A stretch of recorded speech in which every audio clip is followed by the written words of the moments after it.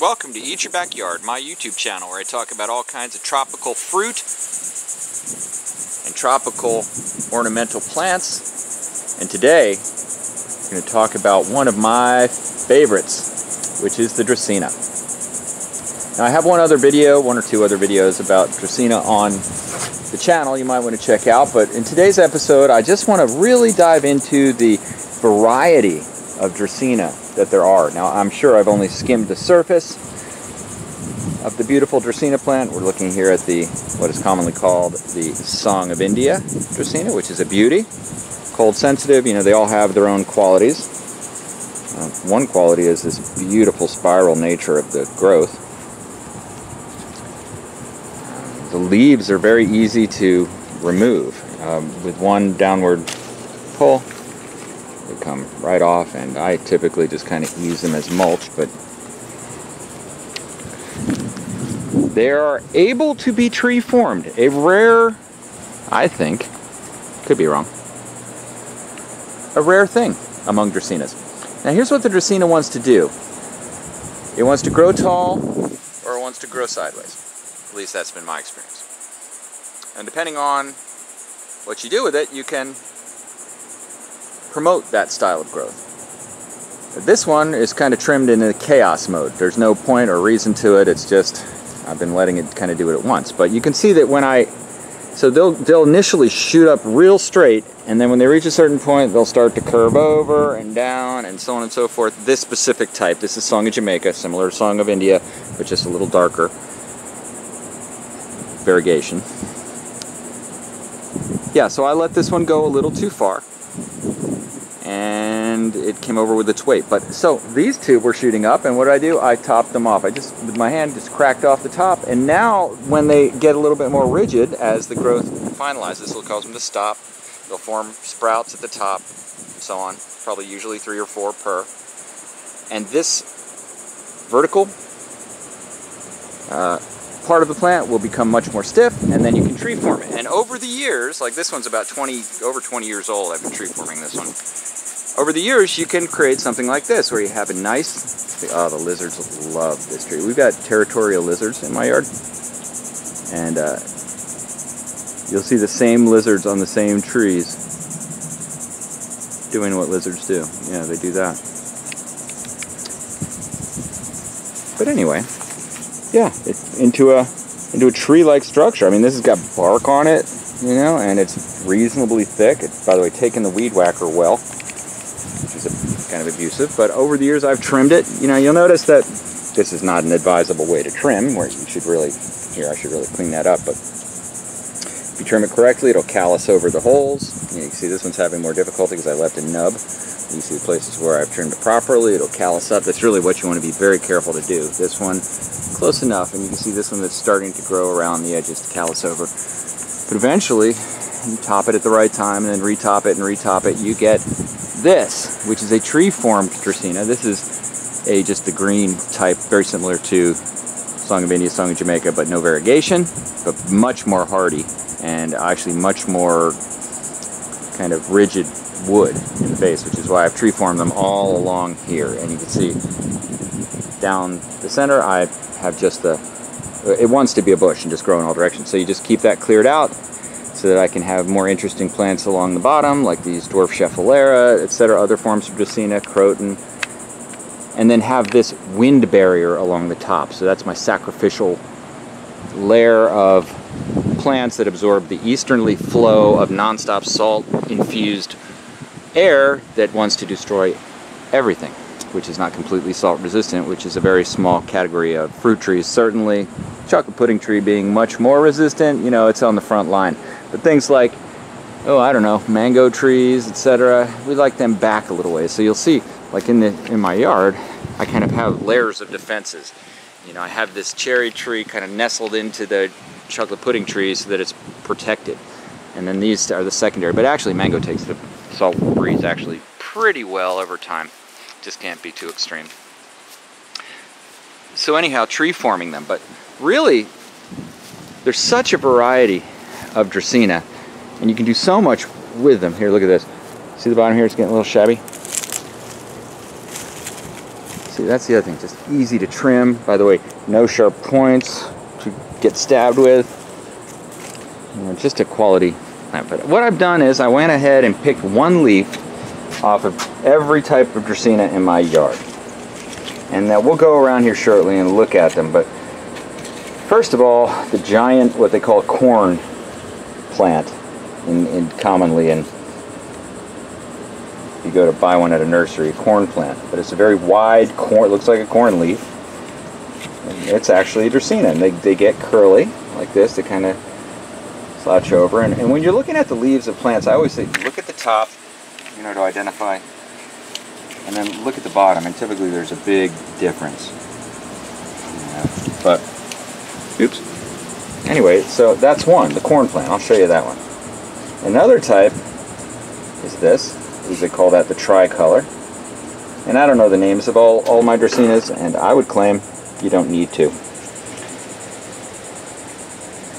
fact, it almost takes something away to get too far into letting your mind make a system out of this stuff. Just enjoy it.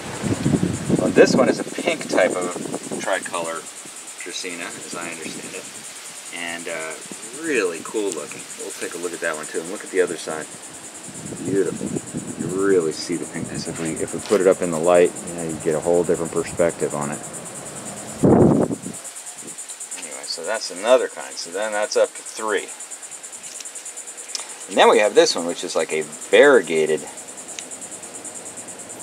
pink tricolor.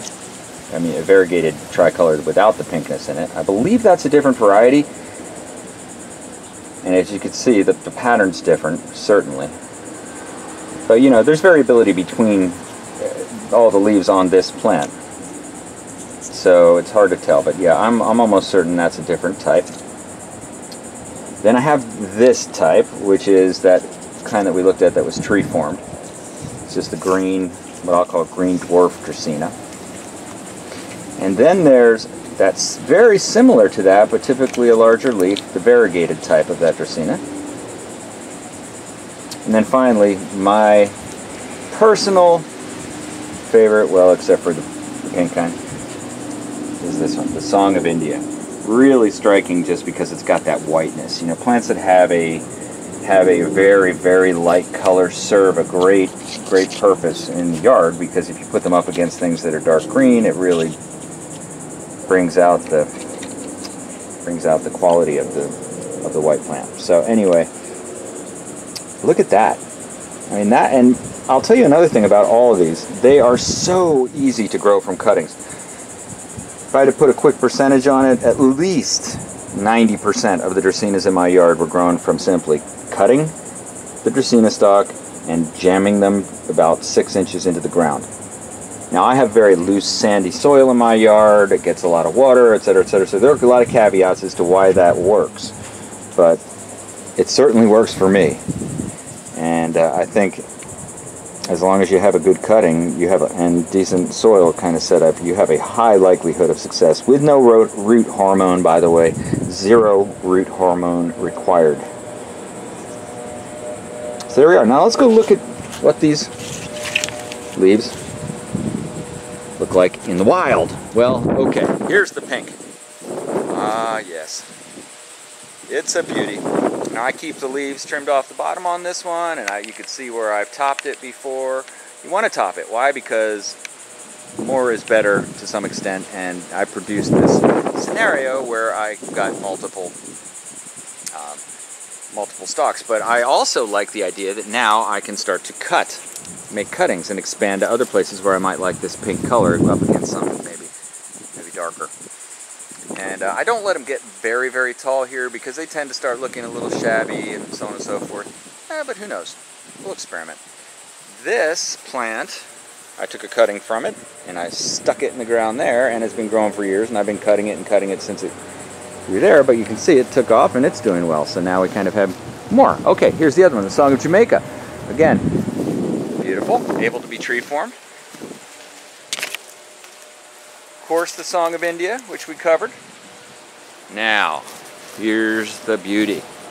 The corn plant. This is a gigantic Dracaena. They also call it Dracaena fragrans because it produces a gigantic Dracaena flower that smells absolutely unbelievably good.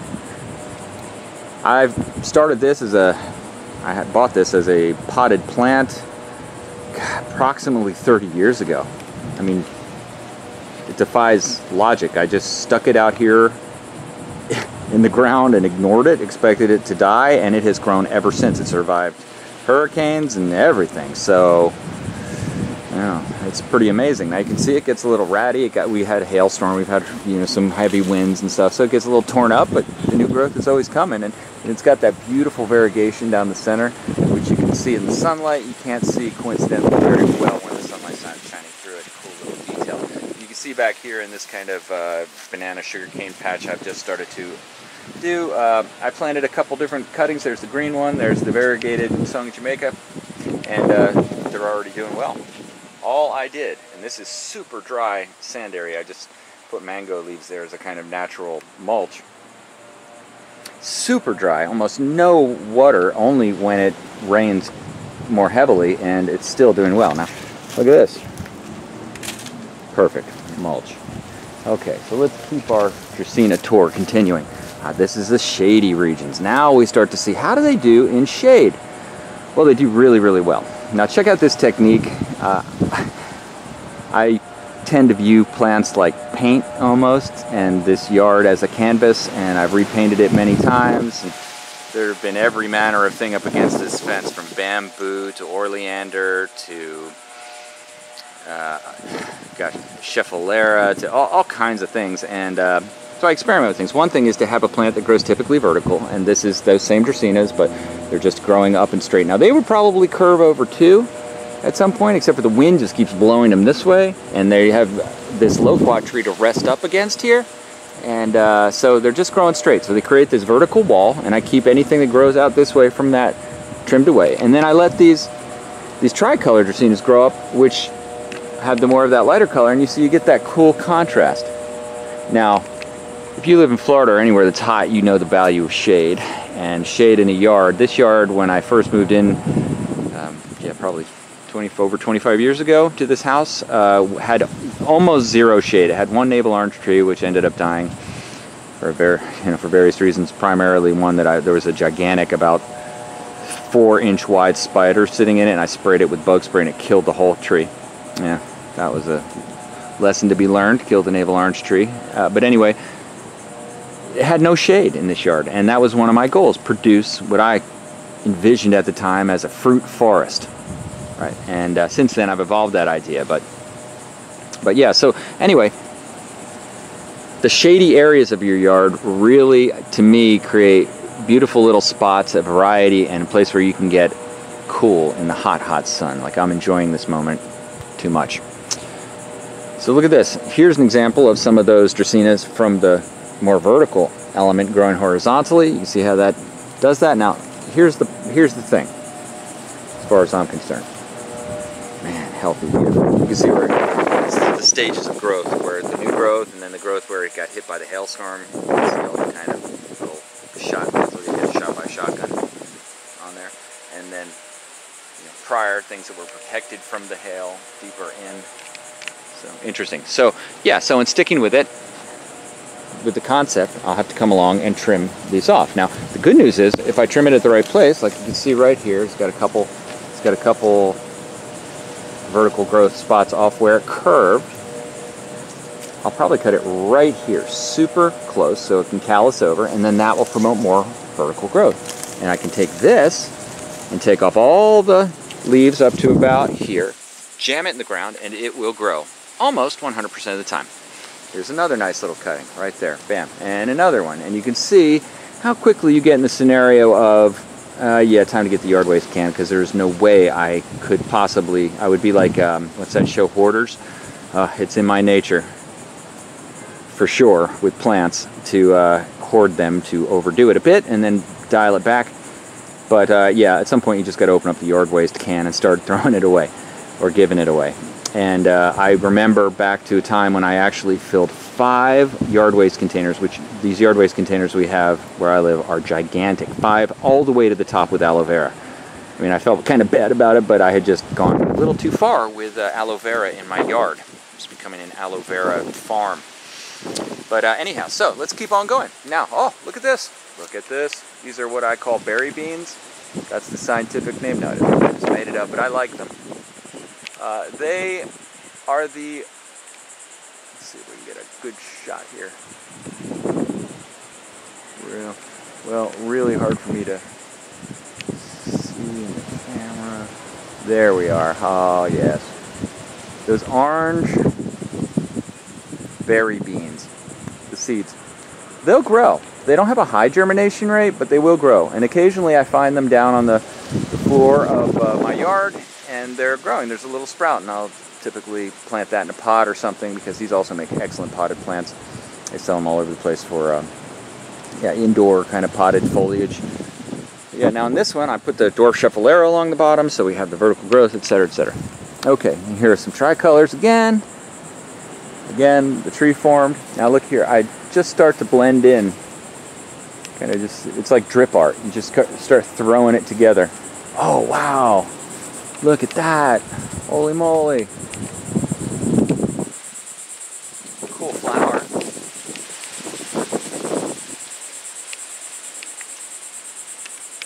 Okay, well, there's that. So cool. Yeah, you can see this one's up under a plumeria, which is a beautiful accent. Now back here I have grown some Dracaenas for over 25 years. You can see as you tree form it, you could get them up to 20 feet or higher. It's nice because they're really hard for them to get as high as that power line there, which is a, well, I've had other videos on that, but grow the right plant for the right height under the thing you're growing it under, so don't put an 80-foot tree underneath a 20-foot tall power line. Seems like common sense, but we can all make the mistake because we've attached to it false narratives like, oh, I'll trim it over time. Yeah, until you forgot about it, and then it's a problem. But anyhow, so I created a kind of Dracaena forest back here. You can see I've even grow them so that they go up into my little tree fort here for my kids. They grow very well in the shade. This one here has grown incredibly slow over the years, and I just kind of trim it away. But it produces a nice little plant that can be beautiful here and not require much maintenance. And the other thing is that under the undercarriage, it gets no damage from the hail, no damage from the wind, until that right windstorm where it gets all the damage. But back here is like a Dracaena forest. This is a Dracaena trunk. I mean, it's pretty big, and you can see the bark is beautiful when they get to this size. Up into a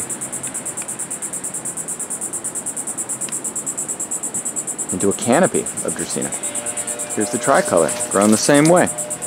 These are old plants. You can see the bark on this one's a little bit different.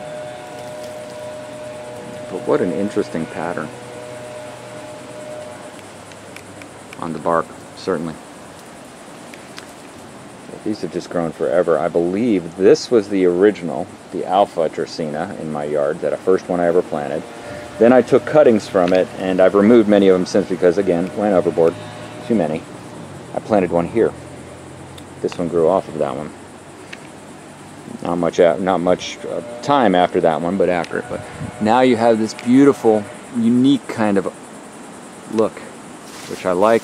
Here, I tend to like to plant kind of privacy stuff, and this Song of India is growing up nicely. I'll trim it more to bush it up in this area, and before you know it, it'll be a nice privacy barrier. Yeah, Dracaena. It's a heck of a plant. Oh, look. I got bananas in my Dracaena.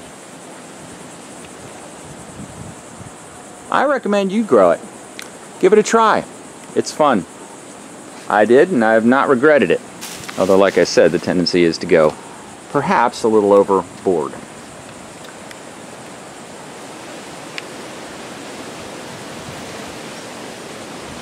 Cool little spider.